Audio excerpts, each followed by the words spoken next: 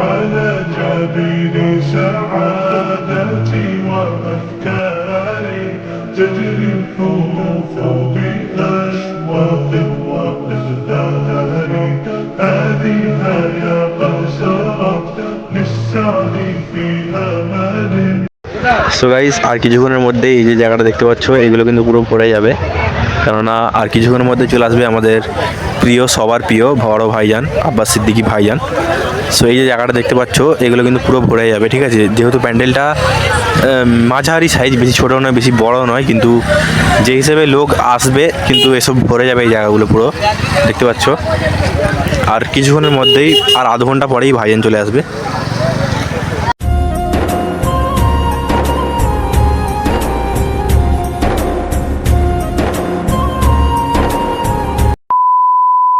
So hey guys, আসসালামু আলাইকুম। কেমন আছো তোমরা? আশা করছি তোমরা অনেক ভালো আছো, অ্যান্ড আমিও অনেক ভালো আছি, আলহামদুলিল্লাহ। সো গাইস, আবারও চলে এলাম একটা স্পেশাল ব্লগ ভিডিও নিয়ে। আর ব্লগ ভিডিওটা কী নিয়ে হতে চলেছে সেটা তো তোমরা সকলেই কম বেশি জানো, কেননা আমাদের এখানে আসতে চলেছে প্রাণপ্রিয় বড় ভাইজান, অতএব সবার প্রিয় পীরজাদা আব্বাস সিদ্দিকী ভাইজান। এটা হচ্ছে মুন্সিরহাট ঝেড়ো জগন্নাথপুর দিঘিরপাড় প্রাঙ্গণে। সো ব্লগটা দেখো, ব্লগটা খুবই ভালো লাগবে।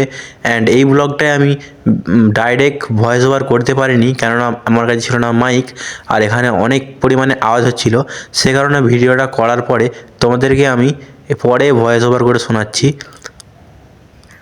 সো গাইস, দেখতে পাচ্ছ খুবই সুন্দরভাবে ডেকোরেশন করা রয়েছে এবং প্যান্ডেলটা খুবই সুন্দর করা হয়েছে। আর এখন বাজে সন্ধ্যা 7টা, আর 1 ঘন্টা পরে আসতে চলেছে আমাদের সকলের প্রিয় পীরজাদা আব্বাস সিদ্দিকী ভাইজান। এ কারণে ধীরে ধীরে কিন্তু ভিড় দেখতে পাচ্ছ, ধীরে ধীরে ভিড় হয়েই চলেছে। সো গাইস, এখন ভাইজান আসেনি, কিন্তু এসেছে আমাদেরই এক পরিচিত ভাই বড়গাছিয়া থেকে। সেটা হচ্ছে আমাদের রিয়াজুল ভাই, যিনি খুব সুন্দর নাট এবং খুবই সুন্দরভাবে ওয়াজ করে সকলকে ইনস্টাগ্রামে দেখান এবং শোনান। সো তাকে আজকে পরিচিত করিয়ে দেবো, তার সঙ্গে সবাই পরিচিত হয়ে যাও এবং তার গজলগুলো তোমরা শোনো, খুবই সুন্দর লাগবে। চিঠি দেব তোমায়, পাখি পৌঁছে দিও রোজায়। আমি লিখিব চিঠি দেব তোমায়, পাখি পৌঁছে দিও রোজায়। আমি থাকব বসে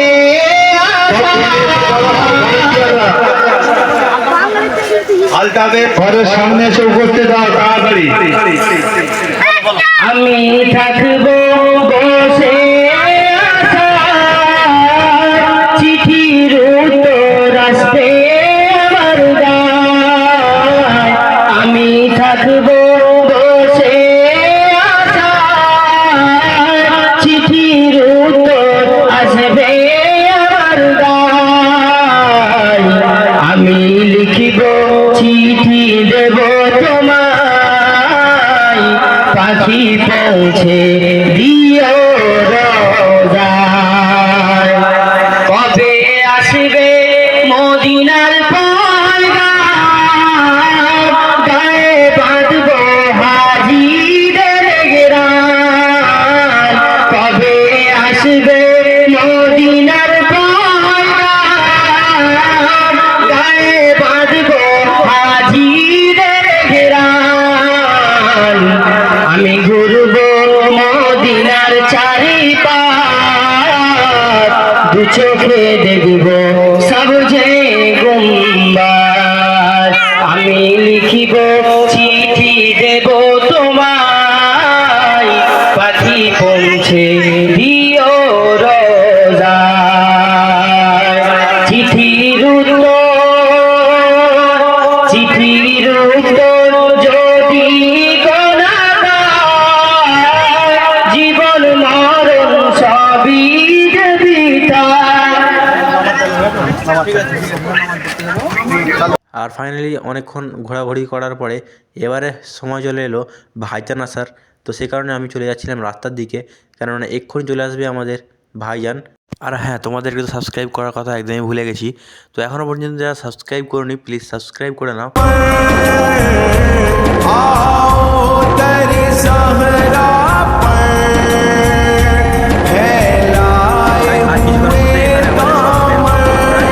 আব্বাস সিদ্দিকী ভাইজান আসতে চলেছে, দেখতে পাচ্ছ জাস্ট ভিড়টা দেখো।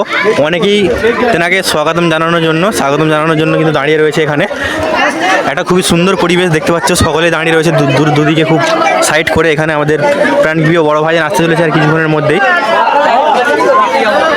আমি তো রাস্তায় করে দিচ্ছি তো।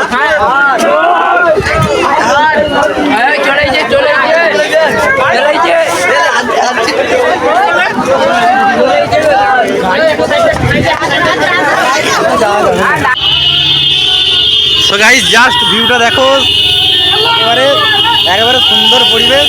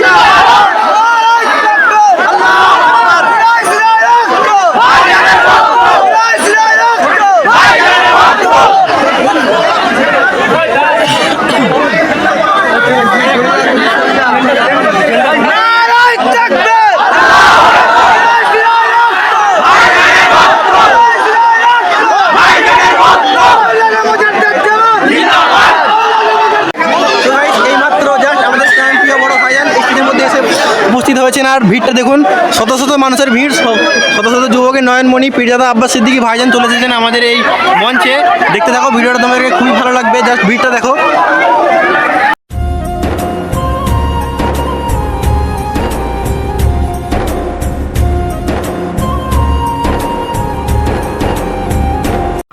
আল্লাহ নবী বললে মাহফিলে বসা দরুন আল্লাহ খুশি হয়ে ছোট ছোট গুনাহকে মাফ করে দেন। জোরে বলুন সুবহান।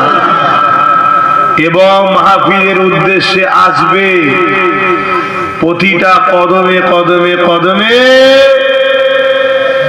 আল্লাহ পাক 10টা করে নেকি দান করে। জোরে বলুন সুবহান। তাহলে আপনারা ভালো জায়গায় এসেছেন না খারাপ জায়গায়? কিন্তু মুসলমানদের মধ্যে এক শ্রেণীর মুসলমান আছে, তারা এই মাহফিলেরও বিরুদ্ধে আছে। আল্লাহ রসুল বললেন, আমার উম্মত দাবিদারদের মধ্যে 73 দলে বিভক্ত হবে। একটা দল জান্নাতে যাবে, বাকি 72 ফেরকা জাহান্নামে যাবে। তা একটা দলের মানুষের আকীদা এই মাহফিল দিয়া বেকার। বলুন নাউজুবিল্লাহ। আল্লাহ নবী আরো বলেন, যদি কেউ এই মাহফিলে এসে নিজেদের গুনার কথা খেয়াল করে তওবা করে যে আল্লাহ আমি আর করব না। আল্লাহ যেমন মায়ের পেট থেকে বাইর হয়েছিল কোনো গুনাহ ছিল না, ঘরে যাওয়ার পূর্বে ওই রকম বেগুনা আল্লাহ বানিয়ে দেয়। জোরে বলুন সুবহান। এই মাহফিল জাতা মাহফিল নয়। এই মাহফিলে দুনিয়ার কোন দাদা দিদি নেতা খেতা কারো আলোচনা হয় না। এই মাহফিল তার কদর এজন্য, এই মাহফিল আল্লাহর পক্ষে নবীর পক্ষে কথা বলা হয়। জোরে বলুন সুবহান। আল্লাহ ও নবীর বিরুদ্ধে যারা, তাদের বিরুদ্ধে এই মাহফিল থেকে কথা হয়। আল্লাহ আমাদেরকে দুটো কাজ দিয়েছে। কুনতুম খায়রা উম্মাতিন উখরিজাত লিন-নাস তা'মুরুনা বিল মা'রুফ ওয়া তানহাউনা আনিল মুনকার। অন্যায়কে মিটাতে বলেছে, ন্যায়কে প্রতিষ্ঠিত করতে বলেছে। জোরে বলুন সুবহান।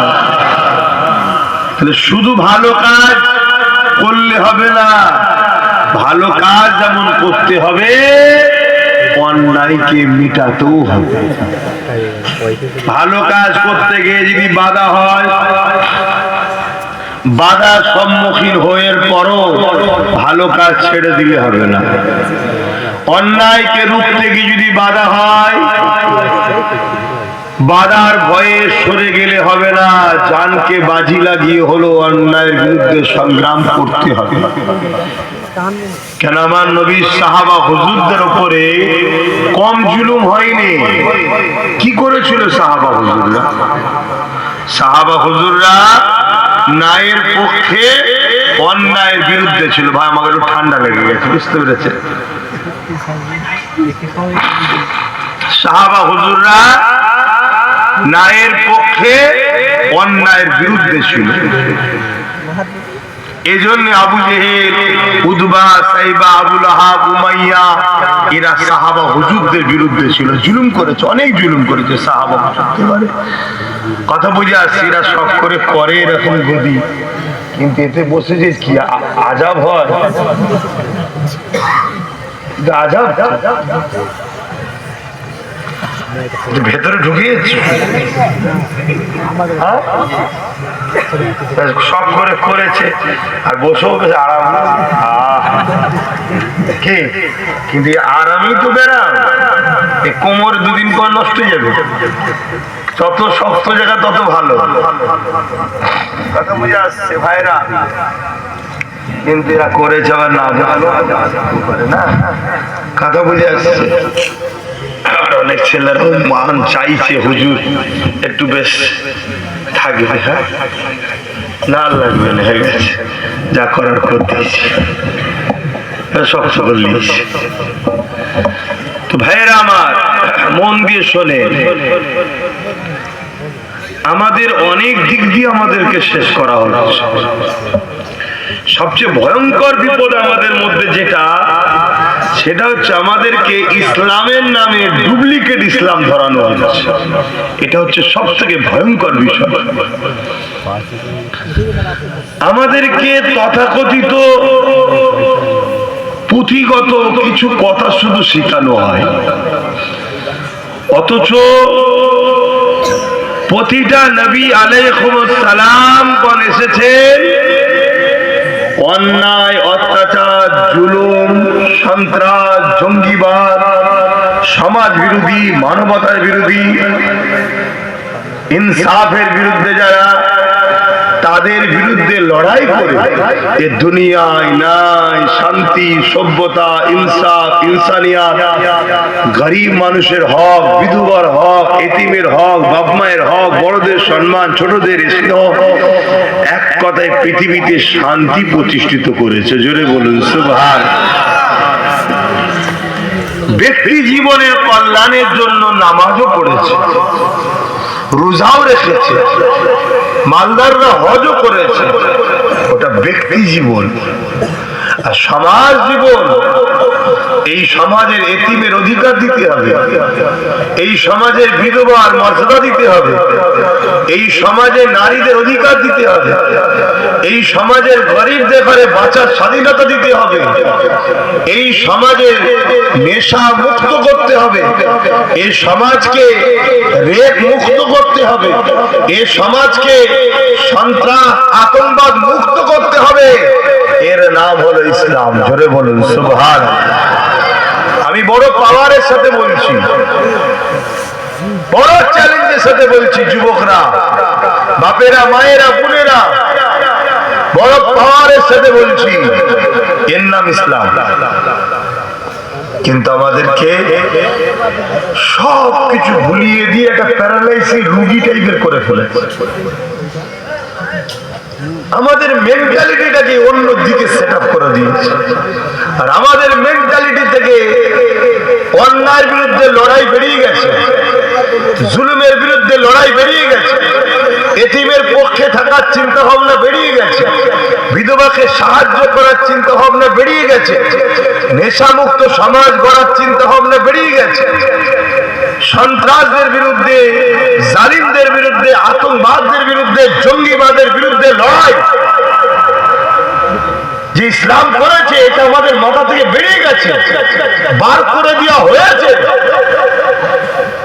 দিয়ে আমাদেরকে তথাকথিত কিছু পুঁথিগত জিনিস রেখে দিয়েছে। তাই আজ নতুন করে পুরো পৃথিবীতে আবার অন্যায়, অত্যাচার, জুলুম, রাজধানী, খুন, ধর্ষণ, রেপ, মারপিট, কাটাকাটি, লুট, নেশা, জন ছেলে আত্মহত্যা করছে নেশাতে, অ্যাক্সিডেন্টে মারা যাচ্ছে, ক্রাইম হচ্ছে। কেন? আমরা ঘুমিয়ে পড়েছি। তাই আমাদের ডিউটি যেটা আল্লাহ দিয়েছে, আমাদেরকে আল্লাহ শ্রেষ্ঠ উম্মত করেছে, খায়রুল উম্মাহ।